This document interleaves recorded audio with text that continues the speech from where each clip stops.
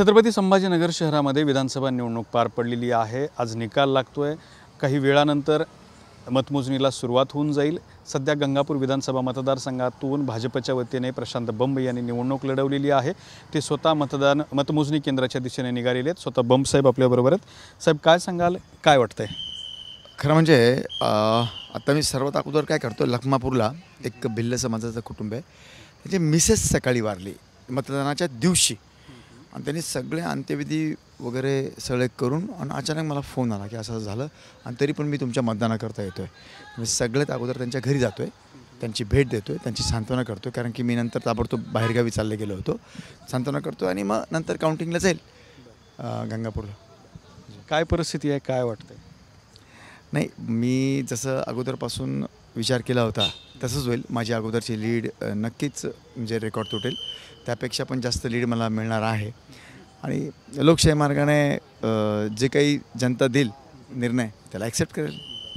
तुमच्या आयुष्यातलं हे चौथं निवडणूक होती विधानसभेची। कशी लढली गेली? टफ वाटली का? आव्हानं काय होते? चॅलेंजेस काय होते? नाही, खरं म्हणजे ही थोडी एक विचित्रच इलेक्शन म्हणजे निवडणूक होती।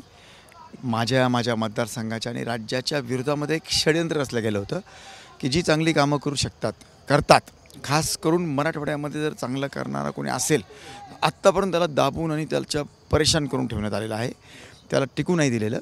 तसंच पश्चिम महाराष्ट्र नेत्यांनी एकत्रित येऊन ही निवडणूक माझ्या विरोधामध्ये लादली होती।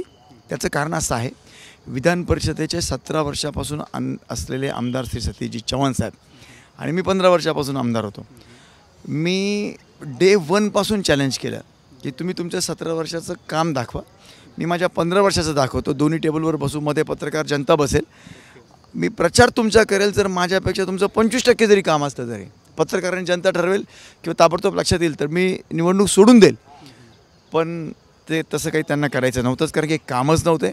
विनाकारण ते त्यांच्या पद्धतीनं फसवणूक करण्याचा प्रयत्न करत होते, पण शेवटी त्याच्या लक्षात आलं आणि म्हणजे 99% त्यांनी शेवटी पळच काढल्यासारखं झालं, पळ काढून घेतला होता त्यांनी त्यावेळेला। असं आव्हानं काय होते? एक प्रतिस्पर्धी तगडा मिळाला होता यावेळेला का तसं वाटलं नाही तुम्हाला? नाही, तगडा वगैरे बिलकुलच नव्हता, परंतु वेगवेगळे फॅक्टर होते राज्यामध्ये, त्याची थोडीशी धाकधूक नक्कीच वाटत होती। परंतु पर्टिक्युलरली माझ्या मतदारसंघात ते काही वर्क करणार नाही अशी मला आतून इनर माझा म्हणजे जो काही होता आत्मविश्वास तो होता, म्हणून फार काही आव्हानात्मक वगैरे डे 1 पासूनच नव्हती। मला फेस केला आम्ही सर्वांनी, माझ्या कार्यकर्त्यांनी वगैरे प्रचंड जीव लावून मेहनत घेऊन निवडणूक लढवली। सरकार कोणाचं येईल वाटतंय? नक्कीच महायुतीचं सरकार नक्की येणार आहे, त्यात काही वादच नाही।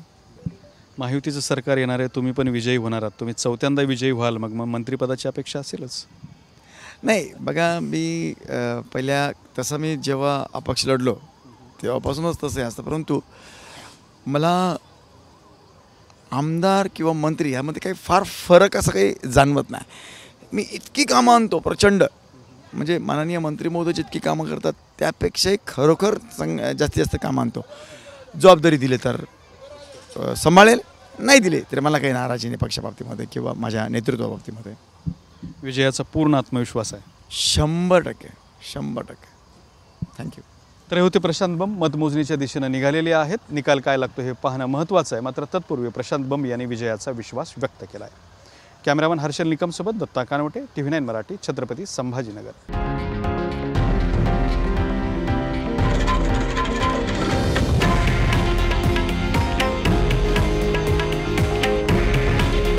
हे आहे देशातील नंबर 1 न्यूज नेटवर्क आणि आपण पाहत आहात TV9 मराठी। काळजी तुमची, हित महाराष्ट्राचं।